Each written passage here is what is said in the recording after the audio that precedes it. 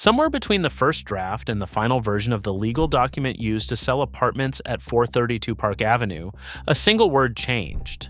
The early language said the building's concrete facade, quote, will prevent water penetration. The later language said the facade was, quote, designed to prevent water penetration, will became designed to. 3 words swapped in for 1. According to a 46-page lawsuit filed in New York State Supreme Court in April 2025, that tiny edit was not a typo and it was not lawyer housekeeping. The Condo board says it was the moment the people selling the most expensive residential tower in the Western Hemisphere stopped promising the building would keep water out because they already knew it wouldn't. This is the construction files, and this is document number 9. Today's file is different from the ones that came before it because today we are not asking whether 432 Park Avenue is cracking. We covered the cracks, we covered the flooding, the swaying, the elevator entrapments. Today, we are asking a colder question, the one the residents themselves are now asking under oath. Who knew? When did they know it? And what did they do with that knowledge while $2.9 billion in apartments went out the door? Here is what the record shows. In late April 2025, the Condo board at 432 Park Avenue filed a new lawsuit against developers Macklowe and CIM Group, along with the project's architect of record SLCE Architects, the engineering firm WSP, and the construction manager McGraw-Hudson. The complaint asks for more than $165 million in damages plus punitive damages on top. And the core allegation is not that the building has defects. That fight already started back in 2021. The new allegation is fraud. A quote, deliberate and far-reaching fraud. The board claims the developers knew about widespread cracking in the building's concrete facade during the design and construction process between 2011 and 2015, and then concealed it. Concealed it from buyers. And, according to the complaint, concealed it from New York City's own building inspectors. Let me put a number on the word widespread because this channel runs on numbers, not adjectives. According to the filing, a facade survey identified 1,893 defects. 1,893. That figure matters for a specific reason. The lawsuit alleges that when a letter went to the New York City Department of Buildings describing the condition of the facade, that letter, quote, misrepresented the nature, extent, and type of cracking and failed to disclose the survey's full findings.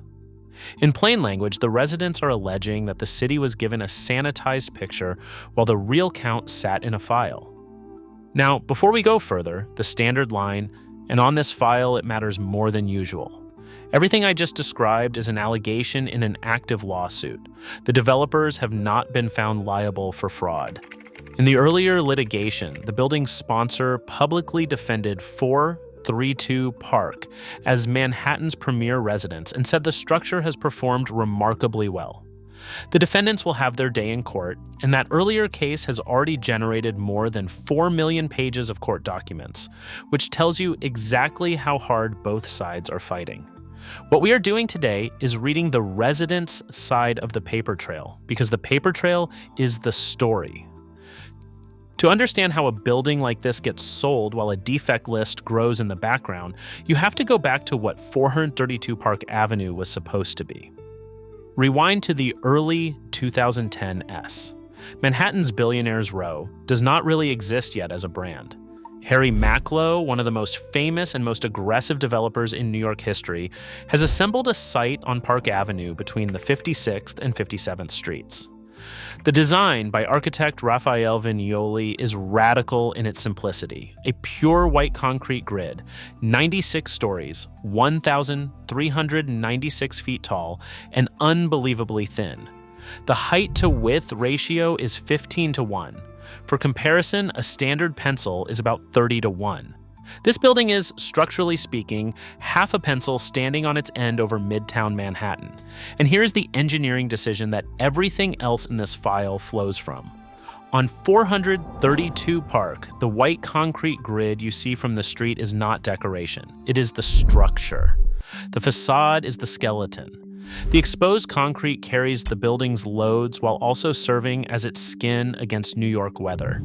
That means every crack in that facade is not a cosmetic blemish on a curtain wall. It is a mark on a load-bearing element that is also the only thing standing between a $100 million apartment and a rainstorm a quarter mile above the street. Water that gets into cracked concrete reaches the steel reinforcement inside it. Steel that gets wet corrodes. Corroding steel expands and cracks the concrete further. Engineers have a phrase for where that cycle ends, and it is not a phrase you want attached to your penthouse. According to the 2025 complaint, the warning started early. The filing alleges that during design and construction, the project's own architects and engineers raised concerns about the concrete and that the developers pressed forward anyway, quote, to avoid delays and maximize profits. Construction began in 2013. The tower opened in 2015. And buried in the complaint is one detail that, I have to be honest, reads like a screenwriter invented it. When the question came up of how to treat the cracking concrete, the recommended approach involved a protective elastomeric coating, a flexible paint engineered to bridge hairline cracks and seal out water. According to the lawsuit, Harry Macklowe instead suggested finishing the facade with a clear silicone product similar to one used on his yacht, a yacht. The resident's lawyers put that detail in the filing for a reason. A yacht-finish is about appearance. An elastomeric coating is about protection. The complaint's argument is that, given the choice, the project chose how the building looked over how long it would last. While this was allegedly happening behind the scenes, out front, 432 Park was running the most successful luxury sales campaign in the city. Based on the most recent version of the offering plan, the building reaped roughly $2.9 billion from the sale of 142 apartments, plus its commercial units. Saudi retail magnates, hedge fund founders, celebrities. The penthouse alone was marketed as one of the great trophy properties on earth. And every one of those buyers made their decision based on the offering plan, the legal disclosure document that New York requires a sponsor to provide, the document where that one word quietly changed. Will prevent water penetration became designed to prevent water penetration.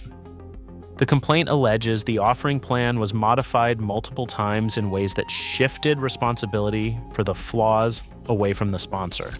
If you have ever signed a contract where one clause was edited and nobody pointed it out to you, you understand exactly what the residents believe happened to them. Except their version came with a 9-figure price tag. Then the building filled up and the building started talking. By the late 2010s, residents were reporting flooding from plumbing failures. Elevators that trapped people, in a tower where the elevator is not a convenience but the only practical way home from the 90th floor. Creaking and banging noises and high wind, which residents described as intolerable, as the slender tower flexed. Trash chute sounds like a bomb going off, in the words of one report. In September 2021, the Condo board filed the first lawsuit, citing more than 1,500 construction and design defects identified by its engineering consultant, many of them described as, quote, life safety issues. That suit demanded $250 million plus punitive damages, and the complaint included a line that should hang in a frame in every developer's office in the city. It called 432 Park, quote, one of the worst examples of sponsor malfeasance in the development of a luxury condominium in the history of New York City. The 2021 case is still grinding through the courts today, 4 million documents deep. So why does the 2025 filing change everything? Because the legal theory changed. A defect case says, you built it wrong, fix it. A fraud case says, you knew it was wrong, and you sold it to us anyway. Those are different universes. Fraud is why the new complaint demands punitive damages, the kind of damages courts award not to compensate victims but to punish conduct. And fraud is why the board's lawyers spent 46 pages reconstructing who allegedly saw which survey, who signed which letter to the Department of Buildings, and who edited which sentence of the offering plan. They are not arguing about concrete anymore. They are arguing about knowledge. Now let's talk about what this does to the money, because this is where every owner in that building, and frankly, every owner of every luxury condo in America should be paying attention. Start with the resale comparables, because 432 Park has already given us the cleanest data set in luxury real estate. The building's famous penthouse was listed at $169 million. It was cut to $130 million. It eventually traded at $70 million, and even that closing required the seller to absorb a loss that would fund most buildings' entire repair reserve. Unit after unit in this tower has resold below its original sponsor price, in a decade when Manhattan luxury broadly appreciated. That is not market softness. That is a building-specific discount, and appraisers now have a name and a docket number to attach to it. Then there is the lending side, and this is the part almost nobody covers. When a condo building is in active litigation alleging structural defects and sponsor fraud, lenders notice, mortgage underwriters review building financials and litigation disclosures before approving a loan, and a tower fighting a multi-hundred-million-dollar two-front legal war is exactly what loan committees are built to avoid. When financing tightens in a building, the buyer pool shrinks to cash purchasers, and cash purchasers demand discounts. The loan-to-value math gets uglier with every headline. And the owners who already hold mortgages are sitting in units that may now be worth less than what an appraisal said the day they closed. Insurance runs the same direction. A facade with a documented defect survey and ongoing water infiltration is a claims generator, and the building's master insurance policy gets priced accordingly. Premium increases flow into common charges. Common charges flow into carrying costs. Carrying costs flow straight back into resale value. It is a loop, and every turn of the loop is paid for by the people who bought the apartments, not the people who sold them. And that brings us to the condo board itself, because there is a legal reason this board keeps swinging. A condo board owes a fiduciary duty to its unit owners. Once that board's engineers handed it a defect list with the words life safety on it, doing nothing stopped being an option. The board is legally obligated to pursue the building's interests, which is why this fight has not faded quietly the way developers usually hope these fights will. The residents of 432 Park have something most wronged buyers never get. Effectively unlimited litigation budgets, the best construction lawyers in New York, and a paper trail their experts have now spent years assembling. If the people who bought into this tower cannot get accountability with those resources, no condo buyer in this country can. So where does this leave us? The defendants deny wrongdoing, the sponsor has called the building remarkable, and the courts will decide who is right, likely years from now. But step back from the legal machinery and look at what is already established and not in dispute. The tallest residential tower of its generation, $2.9 billion in sales, a facade survey counting 1,893 defects, 2 lawsuits totaling more than $400 million in demands, a penthouse that lost roughly $100 million of asking price on its way to a sale.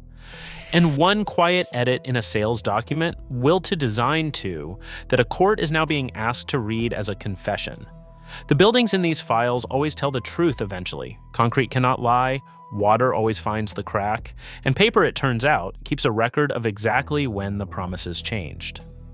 The only question 432 Park Avenue leaves us with is the one the jury may someday answer. Not whether the tower failed its owners, whether it was always going to, and whether somebody knew. Here is what I want to know from you. If you were sitting on that jury, does one changed word in an offering plan prove they know? Or is that just lawyers doing what lawyers do? And the bigger question, if buyers with $100 million budgets and the best attorneys on earth could not protect themselves from this, what chance does a regular condo buyer have? Tell me in the comments. I read every single one, and the sharpest take gets pinned. This has been the Construction Files, document number 9. The file stays open,